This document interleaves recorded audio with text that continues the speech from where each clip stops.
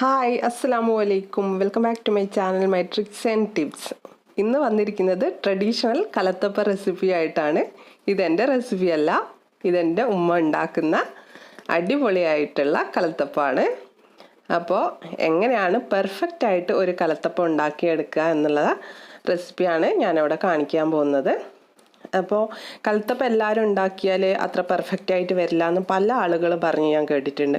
ഈ പറയുന്ന ഞാൻ തന്നെ ഒരു പ്രാവശ്യം ഉണ്ടാക്കിയിട്ട് ശരിയായി വന്നില്ല കേട്ടോ. പക്ഷേ ഇതിൻ്റെ സീക്രട്ട് എന്താണെന്ന് നമുക്ക് ഈ വീഡിയോ കണ്ടു കഴിഞ്ഞാൽ നിങ്ങൾക്ക് മനസ്സിലാവും. കാരണം കലത്തപ്പം ഉണ്ടാക്കുമ്പോൾ ഇതുപോലെ നല്ല ഫുള്ളായിട്ട് ആര് വന്നിട്ടില്ല, അതായത് കണ്ടില്ലേ ഈ ഹോൾസ് ആയിട്ട് വരുന്ന ആര് എന്നാണ് ഞങ്ങളുടെ നാട്ടിലൊക്കെ പറയുന്നത്, നിങ്ങളെന്താ പറയുകയെന്ന് എനിക്കറിയില്ല കേട്ടോ. അപ്പോൾ ഇങ്ങനെ ആരെടുത്തിട്ടുള്ള ഫുള്ളായിട്ട് ആരെടുത്തിട്ടുള്ള ഈ കലത്തപ്പം എങ്ങനെയാണ് ഉണ്ടാക്കിയെടുക്കുക എന്ന് നമുക്ക് ഈ വീഡിയോയിലൂടെ കാണാം. ഈ അപ്പം നമ്മൾ ഉണ്ടാക്കുമ്പോൾ ഇതിലൊരു പ്രിസർവേറ്റീവ്സും ചേർക്കുന്നില്ല എന്നുള്ളതാണ് ഇതിൻ്റെ മെയിനായിട്ടുള്ള കാര്യം കേട്ടോ.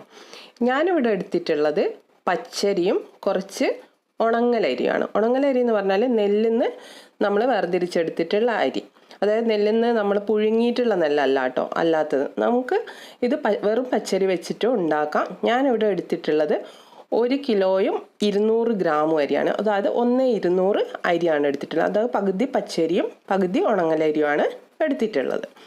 അപ്പോൾ ഇത് നമ്മൾ കഴുകിയിട്ട്, ഇത് കുതിർക്കൊന്നും വേണ്ട കേട്ടോ, ജസ്റ്റ് ഒന്ന് ഫുള്ളായിട്ട് കഴുകി വൃത്തിയാക്കിയിട്ട് ഇതുപോലെ അരിപ്പയിൽ ഊറ്റിയെടുക്കുക. എന്നിട്ട് മിക്സിയിൽ നല്ല പോലെ പൊടിച്ചെടുക്കുക, ഫൈനായിട്ട് പൊടിയണം. അതാണ് കലത്തപ്പത്തിൻ്റെ ഒരു മെയിൻ സീക്രട്ട്. അതായത് നമ്മൾ പുട്ടിൻ്റെ അരിപ്പയിലൊന്നും അരിക്കരുത്, വളരെ നൈസായിട്ടുള്ള അരിപ്പയിൽ വേണം ഇത് അരിച്ചെടുക്കുക. ഇത് 2-3 തവണ അരിച്ചെടുക്കുക. ഇതിപ്പോൾ ഒരു 3 തവണ അരിച്ചെടുത്തിട്ടുള്ള പൊടിയാണ്. ഇങ്ങനെ ഫൈനായിട്ട് പൊടിച്ചെടുക്കണം.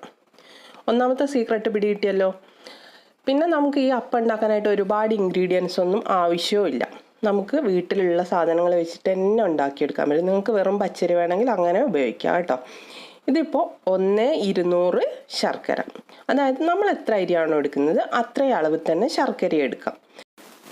നമ്മൾ മധുരം കുറച്ച് കഴിഞ്ഞാൽ കലത്തപ്പത്തിന് ടേസ്റ്റ് ഉണ്ടാവില്ല. അതുകൊണ്ട് നിങ്ങൾ പിന്നെ കൂടുതൽ മധുരം ഇഷ്ടമില്ല എന്നുണ്ടെങ്കിൽ മാത്രം നിങ്ങൾ 1 കിലോ എടുത്തോളൂ, അല്ലെങ്കിൽ 1:200 തന്നെ എടുക്കുക കേട്ടോ. ഇനി ഈ ഒരു കപ്പിൽ 250 ml കപ്പിൽ 7.5 കപ്പ് വെള്ളമാണ് നമുക്ക് ഈ അപ്പം ഉണ്ടാക്കാനായിട്ട് ആവശ്യം വരുന്നത്. ഞാനിപ്പോൾ 6 കപ്പ് വെള്ളം ഇത് തിളപ്പിക്കാനായിട്ട് എടുക്കുന്നുണ്ട്. ബാക്കി 1.5 കപ്പ് ഞാൻ നല്ല തിളച്ച വെള്ളം വേറെ ചേർക്കുകയാണ് ചെയ്യുന്നത്. നിങ്ങൾക്ക് വേണമെങ്കിൽ ഒന്നിച്ച് 7.5 കപ്പ് വെള്ളം എടുത്തിട്ട് അതിൽ ശർക്കര ഉരുക്കിയെടുത്താൽ മതി. എന്നിട്ട് ഇത് നല്ലപോലെ അരിച്ചെടുക്കുക. കാരണം ഇതിൽ കല്ലും പൊടിയൊക്കെ ഉണ്ടാവും ശർക്കരയിൽ, അതുകൊണ്ട് അതൊക്കെ അങ്ങനെ ചെയ്തെടുക്കുക. ഇനി നമുക്ക് കുറച്ച് ചെറിയുള്ളി, പിന്നെ എള്ള്, കുറച്ച് കരിഞ്ചീരകം, രണ്ടും പകുതിയും പകുതി എടുത്താൽ മതി. പിന്നെ കുറച്ച് തേങ്ങാക്കൊത്ത്, തേങ്ങ ഇതുപോലെ ചെറുതായിട്ട് അരിഞ്ഞെടുക്കുക. ഇതൊക്കെ നിങ്ങളുടെ ആവശ്യത്തിനനുസരിച്ച് എടുത്താൽ മതി. ഇതിനൊന്നും പ്രത്യേക ഒരു അളവൊന്നും ഇല്ല കേട്ടോ. പിന്നെ കരിഞ്ചീരകവും എള്ളും രണ്ടും വേണമെന്നും നിർബന്ധത്തിൽ ഏതെങ്കിലും ഒന്നിട്ടാലും മതി. പിന്നെ ഇതുപോലെ പുറത്തുനിന്നാണ് ഉണ്ടാക്കുന്നത്. അതുകൊണ്ട് തന്നെ കുറച്ച് മുറ്റത്തൊക്കെ കുറച്ച് നല്ല നനവ് ഉണ്ടായിരുന്നു. അതുകൊണ്ട് കുറച്ച് നല്ലോണം ചൂടാകാൻ വേണ്ടിയിട്ട് കുറച്ച് ചിരട്ടയൊക്കെ ഇട്ടിട്ട് കത്തിച്ചെടുക്കുകയാണ് ചെയ്തത്. അപ്പോൾ ഇത് പുറത്തുനിന്ന് ചെയ്യണമെന്ന് വിചാരിച്ചിട്ട് തന്നെ ഇങ്ങനെ തന്നെ ചെയ്തതാണ് കേട്ടോ. പിന്നെ മുറ്റത്ത് ഇങ്ങനെ ഒരു അടുപ്പൊക്കെ കൂട്ടിയിട്ട് ചെയ്തതാണ്. അപ്പോൾ ആ ശർക്കരേൻ്റെ വെള്ളം കുറച്ച് ആറിപ്പോയിട്ടുണ്ടായിരുന്നു. അതുകൊണ്ട് അതൊന്നുകൂടി തിളയ്ക്കാനായിട്ട് വേറൊരു പാത്രത്തിലേക്ക് മാറ്റിയിട്ട് ഇതിൻ്റെ മുകളിൽ നല്ലോണം തിളയ്ക്കണം. രണ്ടാമത്തെ സീക്രട്ടാണ്, നല്ല തിളച്ച വെള്ളമായിരിക്കണം. തിളച്ച ശർക്കര വെള്ളത്തിലാണ് നമ്മൾ ഇതുണ്ടാക്കുക. പിന്നെ ഉരുളിയാണ് ഇതിനാവശ്യം. ഉണ്ടാക്കാനായിട്ടുള്ള പാത്രം ഉരുളിയാണ്, അലൂമിനിയം പാത്രമൊന്നും ഉപയോഗിക്കേണ്ട. ചുവട് കട്ടിയുള്ള പാത്രത്തിലൊക്കെ ഉണ്ടാക്കാം, പക്ഷേ ഉരുളിയാണ് ട്രഡീഷണലായിട്ട് ഉണ്ടാക്കുന്നത്. പിന്നെ ഇതിൽ 1 ടീസ്പൂണ് നല്ല ജീരകത്തിൻ്റെ പൊടിയും 1 ടീസ്പൂണ് നമ്മുടെ ഏലക്കായയുടെ പൊടിയും, ഇത് രണ്ടും ഈ തിളച്ച ശർക്കര പാനിയിലേക്ക് ചേർത്ത് കൊടുക്കുക. പിന്നെ നമ്മൾ എടുത്തു വെച്ചിട്ടുള്ള എള്ളും കരിഞ്ചീരകവും ഒക്കെ ഈ വെള്ളത്തിലോട്ട് അങ്ങ് ചേർത്താൽ മതി. പിന്നെ ഓരോ ബാച്ചായിട്ട് ഈ അരിപ്പൊടി ഇതിലിട്ടിട്ട് നല്ല പോലെ കടഞ്ഞെടുക്കണം. മൂന്നാമത്തെ സീക്രട്ട്, ഇതുപോലെ നല്ല പോലെ കടഞ്ഞെടുക്കണം. നിങ്ങൾക്ക് ബീറ്റർ വെച്ചിട്ടൊക്കെ വേണമെങ്കിൽ കടയാം, പക്ഷെ ഇവിടെ ട്രഡീഷണൽ രീതിയിൽ ഉണ്ടാക്കുന്നതുകൊണ്ട് തന്നെ നമ്മുടെ കടയോൽ ഉപയോഗിച്ചിട്ട് ഇങ്ങനെ കടഞ്ഞെടുക്കുകയാണ് ചെയ്യുന്നത് കേട്ടോ. കണ്ടില്ലേ, ഇതുപോലെ ഞാനും ഉമ്മയും കൂടിയാണ് കേട്ടോ ഇത് ഉണ്ടാക്കിയെടുക്കുന്നത്. ഉമ്മക്ക് കുറച്ച് ഹെൽപ്പ് ചെയ്ത് കൊടുക്കുകയാണ് ഞാൻ. പിന്നെ ഇതിൻ്റെ കൂടെ എനിക്കും ഒന്ന് പഠിക്കാമല്ലോ ഇത്. കാരണം ഒരു പ്രാവശ്യം ഉണ്ടാക്കിയിട്ട് ഫെയിലായതാണല്ലോ. ഇനി നെക്സ്റ്റ് ടൈം എനിക്ക് ഉണ്ടാക്കുമ്പോൾ ഇതുപോലെ ചെയ്യാമല്ലോ എന്ന് വെച്ചിട്ട് ഞാൻ ഇത് ഫുള്ളായിട്ട് നോക്കി പഠിക്കുകയാണ്. അപ്പം എൻ്റെ കൂടെ നിങ്ങളും കൂടെ പഠിച്ചോളൂ. കണ്ടില്ലേ, ഇതുപോലെ ഓരോ പ്രാവശ്യം ഇതിടുക, എന്നിട്ട് നല്ല പോലെ കടഞ്ഞു കൊടുക്കുക. കാരണം ഇത് നല്ല പോലെ ഈ തിളച്ചിട്ടുള്ള ഈ ശർക്കരപ്പാനിയിൽ ഇത് നല്ല പോലെ മിക്സ് ആവണം. ഈ കടയിലൊക്കെ കുറഞ്ഞു പോയാൽ ഈ അപ്പത്തിൻ്റെ ശരിയായ രീതിയിലോട്ട് വരില്ല. അതുകൊണ്ടാണ് ഇതിങ്ങനെ തന്നെ ചെയ്യണമെന്ന് പറയുന്നത് കേട്ടോ. നിങ്ങൾ മൊത്തത്തിൽ അങ്ങോട്ട് വെള്ളത്തിലേക്ക് ഇട്ടിട്ട് കടഞ്ഞെടുക്കാൻ ശ്രമിക്കരുത്. ഇതുപോലെ ഓരോ ബാച്ചായിട്ട് ഇടുക, എന്നിട്ട് അത് കലങ്ങി വരുന്ന സമയത്ത് അടുത്തത് ഇടുക. അങ്ങനെ ഫുള്ളായിട്ടും ചേർത്ത് കൊടുക്കുക. ഞാനിപ്പോൾ 6 കപ്പ് വെള്ളമായിരുന്നു ആദ്യം വെച്ചിട്ടുണ്ടായിരുന്നത്. ഇനി ഞാൻ ഇതിലേക്ക് കുറച്ച് ചൂടുവെള്ളം കൂടി ഒഴിച്ചു കൊടുക്കുന്നുണ്ട്. ചൂടുവെള്ളമല്ല, നല്ല തിളച്ച വെള്ളം തന്നെയാണ് ഇതിലോട്ട് ഒഴിച്ചു കൊടുക്കുന്നത് കേട്ടോ. ഇപ്പം മൊത്തം പൊടിയും ഇതിലോട്ട് ചേർത്ത് കൊടുത്തിട്ടുണ്ട്. ഇനി ഇത് നല്ല പോലെ ഇതുപോലെ കടഞ്ഞെടുക്കുക കേട്ടോ. ഒരു 10 മിനിറ്റെങ്കിലും ഇത് നമ്മൾ നല്ല പോലെ കടഞ്ഞെടുക്കണം. അതായത് ഈ പൊടി ഇതിലോട്ട് നല്ല മിക്സ് ആവണം. ഇതിൻ്റെ കൺസിസ്റ്റൻസി എന്ന് പറയുന്നത് ഈ സമയത്ത് ഉമ്മ അത് നോക്കിയപ്പോൾ ഉമ്മ പറഞ്ഞു ഇത് പോരാ, കുറച്ചും കൂടി വെള്ളം വേണമെന്ന്. അങ്ങനെയാണ് 1.5 കപ്പ് വെള്ളം പിന്നെയും കൂടെ ചേർത്ത് കൊടുത്തിട്ട് മൊത്തം 7.5 കപ്പ് വെള്ളമാണ് 1,200 അരിക്ക് ഞാനിവിടെ എടുത്തിട്ടുള്ളത്. 1,200 ശർക്കര, 1,200 അരി, 7.5 കപ്പ് വെള്ളം. അത് നിങ്ങൾ ഓർത്ത് വെക്കുക. ഇത് 3ആണ് ഇതിൻ്റെ മെയിനായിട്ടുള്ള ഒരളവ്. അപ്പോൾ ഇനി ഇത് നല്ല പോലെ കടഞ്ഞെടുത്തിട്ട് നമ്മൾ ആദ്യം എടുത്ത് വെച്ചിട്ടുള്ള ചെറിയുള്ളിയൊക്കെ ഞാനിവിടെ ചെറുതായിട്ട് കട്ട് ചെയ്ത് വെച്ചിട്ടുണ്ട്. പിന്നെ നമുക്ക് ഈ ഉരുളിക്ക് സമമായിട്ടുള്ള ഒരു മൂടി വേണം. അതിൻ്റെ മുകളിൽ തീയിട്ടിട്ടാണ് വെക്കുക. ഇതാണ് കൺസിസ്റ്റൻസി. അതായത് നല്ല വെള്ളം പോലെ ഉണ്ടാവും കേട്ടോ. ഇതിന് കൂടുതലൊരു മുഴുത്തിട്ടുള്ള വെള്ളമൊന്നും ആയിരിക്കില്ല. ഇനിയിപ്പോൾ ഉരുളി വെച്ചിട്ടുണ്ട്. ഇതിലോട്ടൊരു 2 ടേബിൾ സ്പൂണ് വെളിച്ചെണ്ണയാണ് ഒഴിച്ചു കൊടുക്കുന്നത്. വെളിച്ചെണ്ണയിൽ തന്നെയാണ് ഇത് സാധാരണ ഉണ്ടാക്കിയെടുക്കുക. ഈ 2 ടേബിൾ സ്പൂൺ വെളിച്ചെണ്ണയിലിട്ടിട്ട് നല്ലപോലെ അടിയിലിപ്പോൾ നല്ലപോലെ തീ ആയിട്ടുണ്ട്. നമുക്ക് ഫസ്റ്റിൽ ഇത് അടിയിൽ നല്ല തീ വേണം കേട്ടോ. തീ കുറഞ്ഞു പോകരുത്. അപ്പോൾ ഇതിന് കൂടുതൽ നമുക്ക് മേലെ ഇടാനുള്ള ഈ ചേരിയൊക്കെ അതിൻ്റെ അടിയിൽ അങ്ങ് വെച്ച് കൊടുത്താൽ മതി ആദ്യം തന്നെ. ഇപ്പം തേങ്ങാക്കൊത്ത് ഇതിലേക്ക് ഇട്ടിട്ടുണ്ട്. ഇനി ഇത് നല്ലപോലെ ഒന്ന് ഫ്രൈ ചെയ്തെടുക്കാം. ഈ ഫ്രൈ ചെയ്തെടുത്തിട്ട് ഇത് നല്ലൊരു ബ്രൗൺ കളറായി വരുന്ന സമയത്ത് ഇതിൽ നിന്ന് കോരിയിട്ട് ആ മാവിലേക്ക് ഇട്ട് കൊടുക്കുകയാണ് ചെയ്യുന്നത്. അതായത് പിന്നെ എന്നിട്ട് അതിലേക്ക് ഉള്ളിയും കൂടി ചേർത്ത് കൊടുക്കുകയാണ് ചെയ്യുന്നത്. നമുക്ക് ഇതിനെ അടിയിൽ തീ കത്തിക്കാനായിട്ട് കുറച്ച് ചേരി നമ്മൾ മുകളിൽ ഇടാനായിട്ടും പിന്നെ അടിയിൽ നമ്മൾ ഓലക്കണ്ണി തന്നെ മതി കേട്ടോ. ഇല്ലെങ്കിൽ പിന്നെ നമ്മൾ കൊതുമ്പിൽ എന്ന് പറയുന്ന സാധനമില്ലേ, തെങ്ങുമെന്ന് കിട്ടുന്ന, അതും ഉപയോഗിക്കുക. അതാകുമ്പോൾ നല്ല ശരിയായ രീതിയിൽ കത്തി കിട്ടുകയും ചെയ്യും. ഓവർ ചൂടുണ്ടാവില്ല അതിനൊന്നും. അപ്പോൾ അടിയിൽ ആദ്യം നല്ല ചൂട് വേണം. അപ്പോൾ ഇതിപ്പോൾ ഫ്രൈ ആയപ്പോൾ അത് ഞാൻ കോരിയിട്ട് അതിലോട്ട് ഇട്ടിട്ടുണ്ട്. മാവിലേക്ക് ചേർത്ത് കൊടുത്തിട്ടുണ്ട് ആ ഒരു തേങ്ങാക്കൊത്ത്. ഇനിയിപ്പോൾ ചെറിയുള്ളി ഇതിലിട്ടിട്ടുണ്ട്. ഈ ചെറിയുള്ളിയും തേങ്ങാക്കൊത്തും ഇതിൻ്റെ മുകളിലായിട്ട് വരും നമ്മളിത് ഒഴിക്കുമ്പോൾ. അപ്പോൾ നല്ല ടേസ്റ്റ് ആയിരിക്കും അതിങ്ങനെ കടിക്കുമ്പോൾ. അപ്പോൾ ഇതും കൂടെ ഒന്ന് ബ്രൗൺ കളർ ആവട്ടെ. ഈ ബ്രൗൺ കളർ ആവുന്ന സമയത്ത് കുറച്ച് ഇതിന്ന് കോരി കളഞ്ഞിട്ട് ബാക്കി അതിൽ തന്നെ നിന്നോട്ടെ. ഇതിലേക്ക് നമ്മൾ മാവ് ഒഴിച്ച് കൊടുക്കുകയാണ് ചെയ്യുക. കരിഞ്ഞു പോവരുത് കേട്ടോ. ഇനിയിപ്പോൾ നമ്മുടെ മാവ് ഇതിലോട്ട് ഒഴിച്ചിട്ടുണ്ട്. അടുത്ത സീക്രട്ടാണ് ഞാൻ പറയാൻ പോകുന്നത്. ഈ തീ കണ്ടില്ലേ, 3 സൈഡും നല്ല പോലെ കത്തുന്നുണ്ട്. ഇങ്ങനെ കത്തണം. നമ്മൾ ഈ മാവ് ഒഴിക്കുന്ന സമയത്ത് ഇതിൻ്റെ 3 സൈഡിലും നല്ല പോലെ തീ കത്തിയിട്ട് ഇതിൽ നിന്ന് ഈ ഒരു ഉരുളിയിൽ നിന്ന് സൈഡിൽ നിന്ന് ഇങ്ങനെ ഇങ്ങനെ വരണം. ഞാൻ നിങ്ങൾക്ക് കാണിച്ചു തരാം. അത് കണ്ടോ, ഇതിൻ്റെ സൈഡിൽ നിന്നൊക്കെ ഇങ്ങനെ തുള്ളി തുള്ളി പതയ്ക്കുന്ന കണ്ടോ നിങ്ങൾ? ഈ പതയ്ക്കുന്ന സമയത്താണ് നമുക്ക് ഈ ആര് വരുന്നത്. ഈ ആര് വരുന്നതിൻ്റെ സീക്രട്ട് എന്ന് പറയുന്നത് ഈ തിളയാണ്. അതിനാണ് നമ്മൾ തുടക്കത്തിൽ നല്ല തീ 3 സൈഡിൽ നല്ല പോലെ തീ കത്തണം. എല്ലാ സൈഡിലും ഒരുപോലെ തീ കത്തിക്കഴിഞ്ഞാൽ ഇതിൻ്റെ എല്ലാ സൈഡിലും ഈ ആര് വരുള്ളൂ. അപ്പോൾ മെയിനായിട്ടുള്ള ഒരു കലത്തപ്പത്തിൻ്റെ സീക്രട്ടാണിത്. ഇതെല്ലാവരും ചെയ്യുമ്പോൾ ഇതുപോലെ തന്നെ ചെയ്യുക. അപ്പോൾ ഈ തിള വരണം. ഈ തിള വന്നില്ലെങ്കിൽ ചില സ്ഥലത്ത് ആരുണ്ടാവും, ചില സ്ഥലത്ത് ആരുണ്ടാവില്ല. ആ ഒരു രീതിയിലാണ് നമുക്ക് കലത്തപ്പം ഉണ്ടായി കിട്ടുക. അപ്പോൾ എല്ലായിടത്തും ഈ ഒരു ആരുണ്ടായി വരണമെങ്കിൽ ഇതേപോലെ ചെയ്യാം. കണ്ടോ, ഇനി ഉമ്മ ഇതിനടിയിലുള്ള ചേരിയൊക്കെ എടുത്ത് മാറ്റുന്നുണ്ട്. അതായത് ഇത് മൂടാനുള്ള മൂടീൻ്റെ മുകളിലേക്ക് മാറ്റുകയാണ് ചെയ്യുന്നത്. പിന്നെ ഇത് തള വന്നു കഴിഞ്ഞാൽ പിന്നെ ഇതിൻ്റെ അടിയിൽ തീയൊന്നും ആവശ്യമില്ല. ആ തീ മൊത്തത്തിൽ അങ്ങോട്ട് എടുത്ത് മാറ്റി കളഞ്ഞിട്ട് മുകളിൽ മാത്രം തീ ഇട്ടിട്ടാണ് ബാക്കി വേവിച്ചെടുക്കുക. കണ്ടോ, ഉമ്മ ഇപ്പോൾ എല്ലാം ഇതിൻ്റെ മുകളിലോട്ട് മാറ്റുന്നുണ്ട്.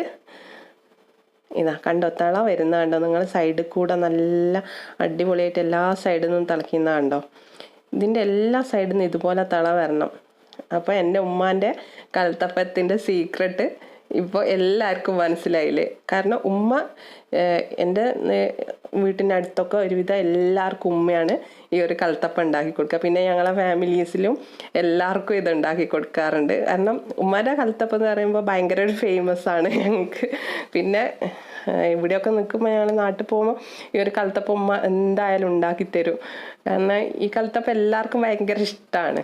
അപ്പോൾ ആങ്ങളെയൊക്കെ ഗൾഫിൽ പോകുമ്പോഴും പിന്നെ ആരെങ്കിലും പോകുന്നുണ്ടെങ്കിൽ അടുത്ത ബന്ധുക്കളൊക്കെ ആരെങ്കിലും പോകുന്നുണ്ടെങ്കിലൊക്കെ കൊടുത്തയക്കുകയൊക്കെ ചെയ്യും ഈ കലത്തപ്പം. അപ്പോൾ ഇനി മുകളിൽ നല്ലപോലെ തീ ഇട്ടിട്ടുണ്ട്. അടിയിലത്തെ തീയെല്ലാം മൊത്തം ഒഴിവാക്കി കേട്ടോ. ഇനി അടി തീ ഉണ്ടാവാനേ പാടില്ല. അടിയിൽ തീ ഉണ്ടെങ്കിൽ അത് കരിഞ്ഞു പോകും. കരിഞ്ഞു പോകാണ്ടെങ്കിൽ ഇതിൻ്റെ മുകളിൽ ഇതുപോലെ ഇടുകയാണ് ചെയ്യുന്നത്. ചേരി തന്നെയാണ് ഇതിന് പെർഫെക്റ്റ് ആയിട്ടുള്ളത് കേട്ടോ. കാരണം ചേരീൻ്റെ ചൂടാണ് ഇതിനാവശ്യം. ചിരട്ടയൊന്നും ഇടണ്ട, അപ്പോൾ മൂടിയൊക്കെ പോയി പോകാനൊക്കെ ചാൻസ് ഉണ്ട്. അപ്പോൾ ചേരി തന്നെ ഇട്ടിട്ട് ഇതുപോലെ ചെയ്തെടുക്കുക. ഇത് 15 മിനിറ്റാണ് ഇതിൻ്റെ കുക്കിംഗ് ടൈം. ഇവിടെ ഒരാൾ അപ്പത്തിനായിട്ട് വെയിറ്റ് ചെയ്യുന്നുണ്ട് കേട്ടോ. എൻ്റെ മോനിങ്ങനെ ഇതിനെ ചുറ്റിപ്പറ്റി നടക്കുകയാണ്. കണ്ടോ, അവനിപ്പോൾ പോയി അപ്പം ഇപ്പം തന്നെ എടുക്കണം എന്നുള്ള രീതിയിൽ ഇങ്ങനെ നിൽക്കുകയാണ്. ഉമ്മാൻ്റെ അടുത്ത് ഇങ്ങനെ പറയുന്നുണ്ട് അവൻ. അപ്പോൾ കണ്ടോ, ഇനിയിപ്പോൾ മൂപ്പര് തീ കത്തിക്കാനൊക്കെ തുടങ്ങി കേട്ടോ. ഓലക്കണ്ണിയൊക്കെ വെച്ച് അവിടെ നല്ല ചൂടുണ്ട്, അതുകൊണ്ടാണ് പെട്ടെന്ന് ഇങ്ങോട്ട് മാറിപ്പോരുന്നത്. ഇല്ലെങ്കിൽ കുറച്ചും കൂടി അവിടെ നിൽക്കുക അവൻ. കണ്ടോ, ഇത് 15 മിനിറ്റ് നേരം ഈ നല്ല തീയിൽ ഇത് വേവണം. 15 മിനിറ്റ് കഴിഞ്ഞിട്ട് ഇത് തുറന്ന് നോക്കാം നമുക്ക്. ആ 15 മിനിറ്റ് ആകുമ്പോഴത്തേക്കന്നെ ഇതിൻ്റെ മുകളിലെ തീയൊക്കെ ഒരുവിധം അങ്ങോട്ട് കഴിയും. പിന്നെ നമ്മൾ ഇതിൻ്റെ മുകളിൽ തീയൊന്നും ഇടണ്ട കേട്ടോ. 15 മിനിറ്റ് കഴിഞ്ഞു. ഇത് തുറന്ന് നോക്കിയിട്ടുണ്ട്. കണ്ടോ, ഇതിൽ നല്ലപോലെ എണ്ണ തെളിഞ്ഞുകൊണ്ട് ഉമ്മ ഇതിപ്പോൾ വേവായിട്ടുണ്ടോ എന്നുള്ളത് നോക്കുകയാണ്. അപ്പോൾ എല്ലാ സൈഡിലും നല്ലപോലെ വെന്ത് വന്നിട്ടുണ്ട്. അതുകൊണ്ട് തന്നെ ഇനി ഇതിൻ്റെ മുകളിൽ തീയുടെ ആവശ്യമൊന്നുമില്ല. അഥവാ ഈ ഒരു 15 മിനിറ്റ് കഴിഞ്ഞിട്ട് നിങ്ങൾ വീട് കൊണ്ട് ഇങ്ങനെ കുത്തി നോക്കുന്ന സമയത്ത് ഇതിൽ പച്ചയായിട്ട് തോന്നുന്നുണ്ടെങ്കിൽ നിങ്ങൾ കുറച്ചുകൂടെ തീ അതിൻ്റെ മുകളിലൊക്കെ ആക്കിയിട്ട് വേവിക്കണം കേട്ടോ. പക്ഷേ അതിൻ്റെ ആവശ്യം വരില്ല, 15 മിനിറ്റ് ആവശ്യമുള്ളൂ. ഇതിപ്പോൾ അതിന് ശേഷം 15 മിനിറ്റ് നമ്മൾ അപ്പാടെ തന്നെ അതിൻ്റെ മുകളിൽ മൂടി വെച്ചിട്ട് അവിടെ മൂടി ഇടുകയാണ് ചെയ്യുന്നത് 15 മിനിറ്റ്. അതായത് മൊത്തം 30 മിനിറ്റാണ് ഇതിനെടുക്കുന്നത്. 15 മിനിറ്റ് ആദ്യം തീ ഇട്ടിട്ട് പിന്നെ 15 മിനിറ്റ് തീ ഇടാതെ അവിടെ മൂടി വെക്കുകയാണ് ചെയ്യുന്നത്. ഇതിപ്പോൾ കുറച്ച് പൊങ്ങി വന്നപ്പോൾ അതിൻ്റെ മൂടിയിൽ തട്ടിയിട്ട് കുറച്ച് ഭാഗം കരിഞ്ഞു പോയിട്ടുണ്ട്. ഇതിൻ്റെ മുകളിലെ തേങ്ങ മാത്രം ഒന്ന് ജസ്റ്റ് കരിഞ്ഞിട്ടുണ്ട്. അപ്പത്തിന് കേടുപാടൊന്നും പറ്റിയിട്ടില്ല കേട്ടോ. അപ്പോൾ നമ്മുടെ ഫൈനൽ ലുക്ക് ഇതാണ് അപ്പത്തിൻ്റെ. ഇപ്പോൾ എല്ലാ സൈഡിലും നല്ലപോലെ വെന്ത് വന്നിട്ടുണ്ട്.